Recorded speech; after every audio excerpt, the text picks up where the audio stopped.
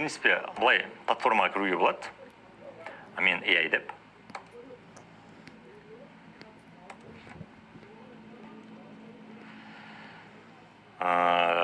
Регистрация жасайсыздар. В принципе, менде регистрация жасап уақытты кетірмей ақ қояйын қазір. В принципе, мына жерде бізде платформа дайын тұр. Так. Мен мына жерде логин пароль дайын тұрған. Так, менде 1 минут. Bir minut.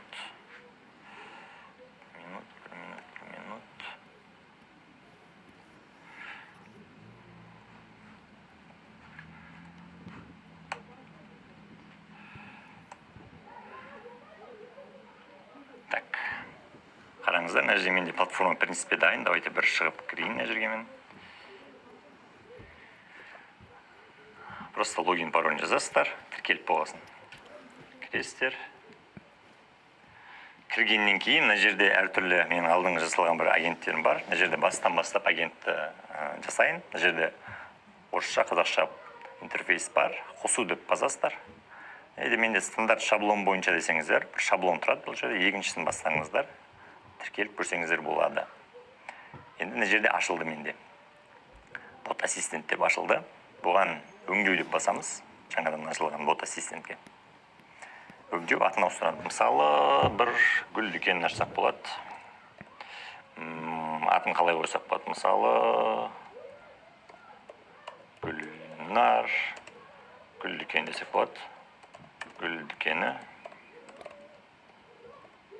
Және де мына жерге қазақша жазуға болады кәдімгідей. Сен гүл дүкенісің. Сенде гүлдің барлық түрі бар дейік. Барлық түрі бар. Валюта теңге дейік. Және де бірінші қойылатын сұрақ бар.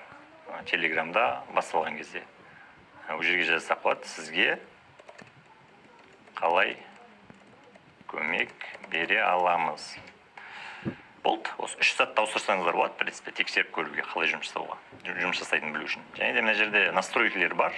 Көп настройкілер бар. Бұл кейін түсіндіретін боламыз. Бірақ мына жерде басты тез жасау үшін параметрлер сақтау десеңіздер, в принципе, мына жерде ат ауысты. Гүлнар гүл дүкен дейді. Енді бұны қосу керекпіз, уже реально жұмыс жасау үшін. Оны істеу үшін мына жерге кіреміз, каналдар дегенге кіреміз. Мына жерде телеграм таңдасаңыз болады. Бұл жерде телеграм тез қолданатын болады. Тез қосылуға болады. Сол үшін мына жерде Гүлнар гүл дүкен таңдаймыз. Қосу дейміз. Енді қосатын кезде мына жерге бізге телеграмның токендері керек. Ол үшін енді біз мына жаққа қайтамыз. Мына жаққа қосылсақ, в принципе, болады. Енді мына жерге телеграмды ашамыз. Телеграмды ашқан кезде поискке жазсаңыз болады, мекта. Ботфазер деп. Мекта ботфазер деп жазсаңыздар, в принципе, шығады сіздерге. Ботфазерде мекта гүл дүкен деп жазуға болады. Басын бастайсыздар, басында бетіп берсеңіздер шығады. Ньюбот дейміз, мысалы. Ньюбот дегесін уже атын жазу керек. Мысалы, Гүлнар гүл дүкені бот деп жазсаңыз, қазір жазады бізге.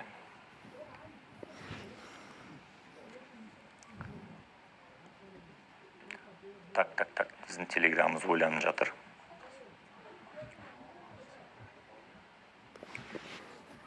Бізге бұл осылай беру керек токенді. Так, неге біздің гүл? Так, апдейт деп тұр.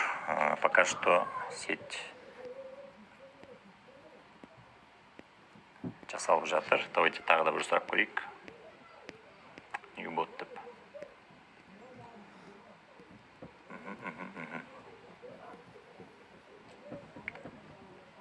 Так, тағы да бір айтып көрейік. Set name.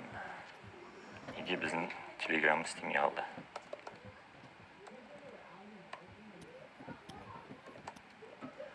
Гүл магазины. Бот дейікші. Так, нижний правил. Вот.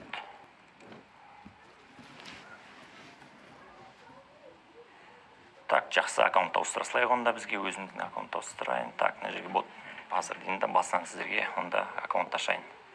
Так, new бот дейік, атын сұрайды, дұрыс енді істеді. Так, мына жерге боттың атын жазамыз. Гүлдер, гүл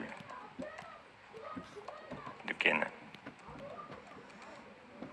В принципе, ат бос емес дейді. Так, ботты қосу керек екен. Астына бот дейміз. Все, енді істеді. Гүлдер, гүл дүкені деген ботты атты сақтап алыңыздар. В принципе, потом мына жерде жазу керек болады. Енді мына жерге токен тыңдаймыз, мына жерде. Токен деген осы керек болады бізге. Осыны скопировать етеміз. Мен қазір копировать етемін. Копироваться етілді. Енді ол осы токенді өшерге жазамыз. Токенді алдық телеграмнан. Енді ботты атын қоя салуға болады бағанағындай.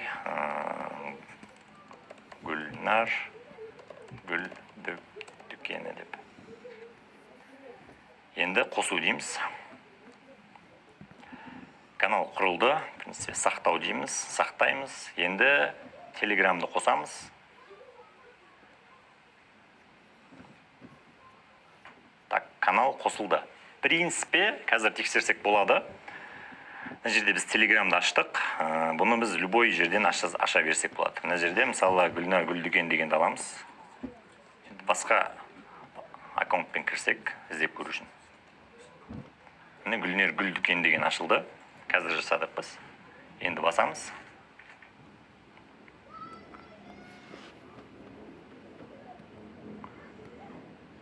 Так, мен қоспаған ба агентті.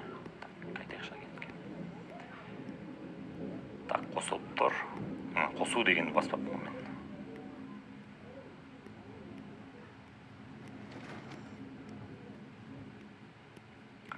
Өңдеу дейді, already статус дейді. В принципе, қосылып тұр екен.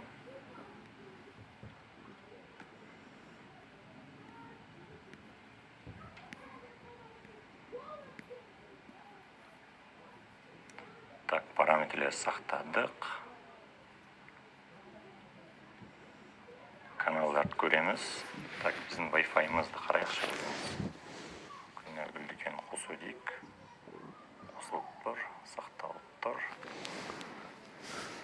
Жүру керек. Так, жақсы істеп тұр, в принципе. Гүлнар гүл дүкені. Так, аккаунт ауыстырайықшы.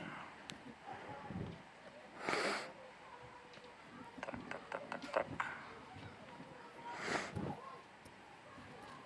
Старт деген кезде біздің ботымыз істеу керек.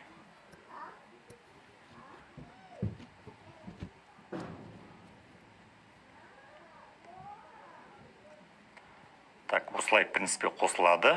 Ары қарай өшірілген дейгі. Так.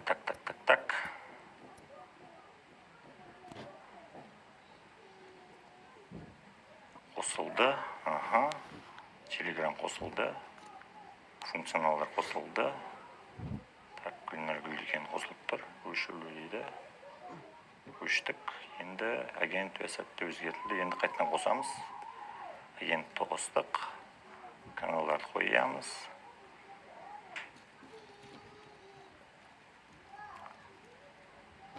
Сақтаймыз. Так, белсенді де көшіреміз.